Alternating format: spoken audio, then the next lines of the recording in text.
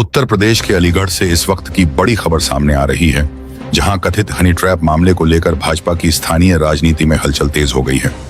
मामले की चर्चा में बरौली चेयरमैन मनोज कुमार सिंह और भाजपा महानगर मीडिया प्रभारी नीतीश कुमार भट्ट के नाम सामने आने की बात कही जा रही है। पार्टी से जुड़े सूत्रों के मुताबिक इस मामले की चर्चा के दौरान 2 प्रतिनिधियों समेत कई अन्य बड़े नेताओं के नाम भी सामने आने की बात कही जा रही है। खास बात यह है कि इनमें कुछ ऐसे नाम बताए जा रहे हैं जो आगामी विधानसभा चुनाव में भाजपा से टिकट की दावेदारी की तैयारी में जुटे हैं। हालांकि सामने आई जानकारी में इन सभी नामों की भूमिका या आरोपों की आधिकारिक पुष्टि नहीं हुई है। ऐसे में पूरे मामले की वास्तविक स्थिति जांच और आधिकारिक कार्रवाई के बाद ही स्पष्ट हो सकेगी। फिलहाल इस प्रकरण ने अलीगढ़ की स्थानीय राजनीति में चर्चाओं का बाजार गर्म कर दिया है। वाराणसी से कृष्ण कुमार गौतम की रिपोर्ट। राजधानी लखनऊ में किफायती घर का सपना देख रहे हजारों परिवारों के लिए बड़ी राहत की खबर है। लखनऊ विकास प्राधिकरण अनंत नगर और शारदा नगर विस्तार योजना में आदित्य अपार्टमेंट और बागेश्वरी अपार्टमेंट नाम से 2 नई आवासीय परियोजनाएं विकसित करेगा। मुख्य सचिव की अध्यक्षता में हुई बैठक में दोनों परियोजनाओं को मंजूरी दे दी गई है।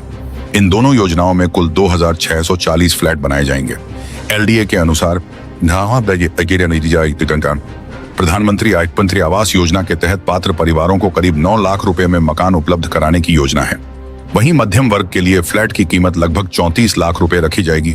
इन आवासीय परियोजनाओं में लोगों की सुविधा के लिए विभिन्न आवश्यक सुविधाएं भी विकसित की जाएंगी।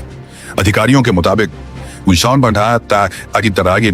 परियोजनाओं के पूरा होने से बड़ी संख्या में परिवारों को राजधानी में किफायती आवास का लाभ मिल सकेगा।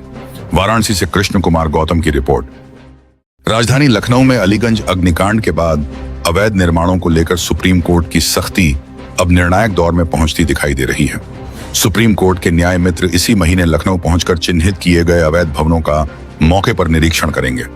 न्याय मित्र के दौरे को लेकर लखनऊ विकास प्राधिकरण में तैयारियां तेज कर दी गई हैं।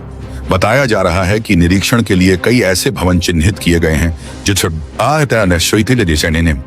जिन पर अवैध निर्माण के आरोप हैं।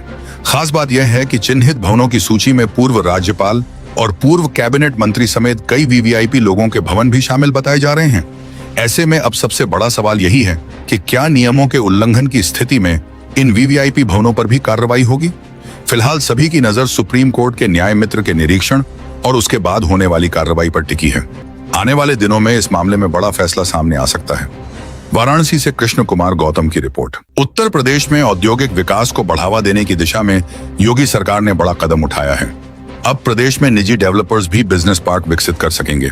सरकार ने निजी बिजनेस पार्क विकास योजना को मंजूरी दे दी है, जिससे निवेश और रोजगार के नए अवसर खुलने की उम्मीद है।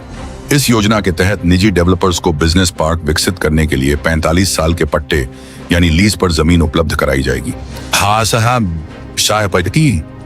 खास बात यह है कि जरूरत के अनुसार इस लीज अवधि को अतिरिक्त 45 साल तक बढ़ाया भी जा सकेगा। सरकार की ओर से इस काम के लिए जमीन के साथ जरूरी संसाधनों की व्यवस्था में भी सहयोग दिया जाएगा। दूसरे राज्यों में बिजनेस पार्क के लिए लीज अवधि करीब 30 से 35 साल तक है, जबकि यूपी में यह अवधि काफी अधिक रखी गई है। महाराष्ट्र, तेलंगाना, आंध्र प्रदेश और तमिलनाडु में पहले से बिजनेस पार्क विकसित किए जा चुके हैं। अब यूपी में भी इस योजना के जरिए औद्योगिक गतिविधियों, निवेश और रोजगार को नई गति देने की तैयारी है। वाराणसी से कृष्ण कुमार गौतम की रिपोर्ट।